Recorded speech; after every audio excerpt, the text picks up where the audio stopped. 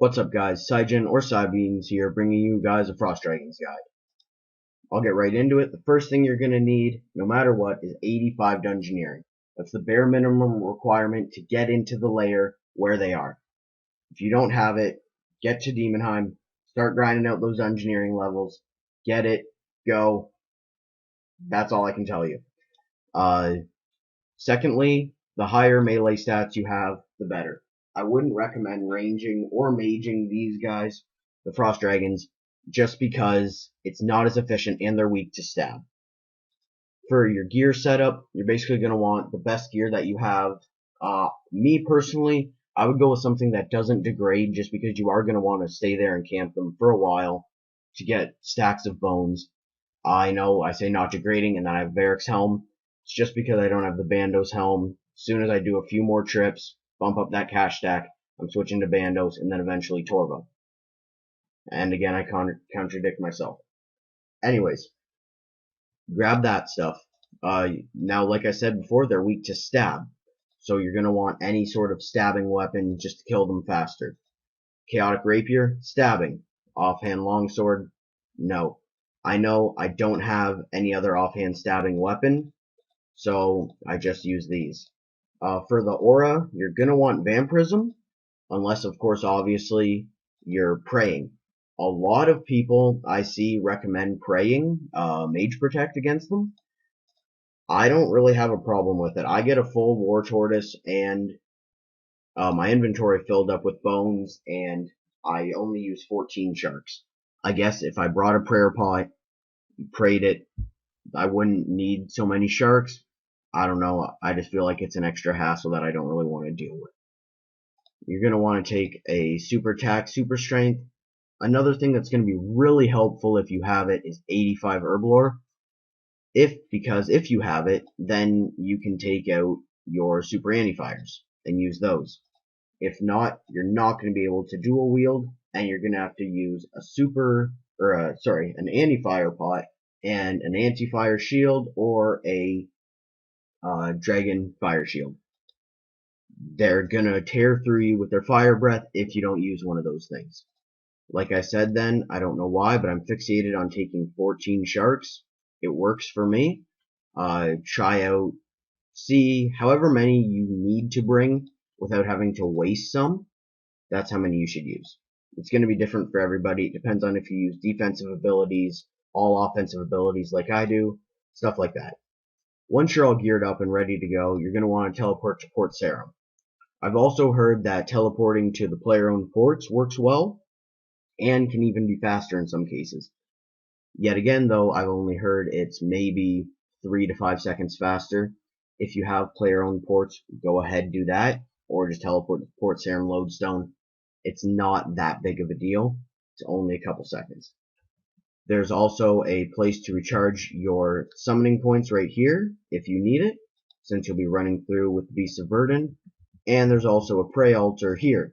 Maybe for the first few kills you'll pray Piety or whatever, Turmoil if you have it, and then recharge, use the first few, and just not bother with a prayer pot.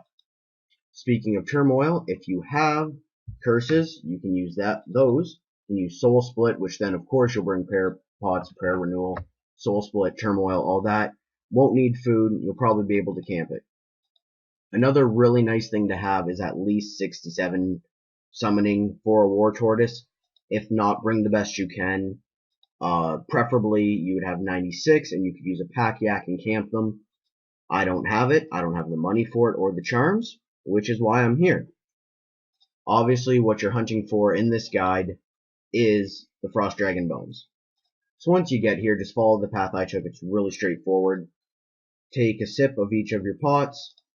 Make sure to always have that anti-fire up, or you are going to get torn. When you run in, find the first dragon you see. Now for my abilities. You'll want to use any damage over time or combo attack abilities right at the start. This guy is obviously spawned quite a while ago, so he was able to pop his little blue reflection orb up right away. Usually that doesn't happen and it takes a while, which is why you use all your combo attacks at the start so you don't end up comboing yourself out. If there's one way you're going to die here, that's going to be it, is you're comboing yourself out with those blue orbs. Like right there. Always pay attention. I was too busy activating my Vampirism aura, and I could have killed myself. So now just use your thresholds, use your not your ultimate so much. It's nice to always have some adrenaline up just in case. And basically run through, cycle through. The first 3 kills I would say are the most dangerous, because you don't know how long the Frost Dragon has been in here. Because how long he has been spawned in here is going to affect how long it takes for him to pop his little orb.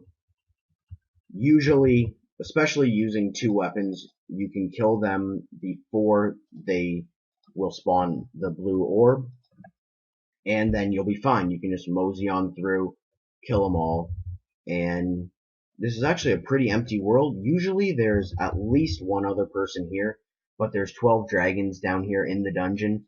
There's more than enough room for 2, 3, I've even had 4 people down here at a time.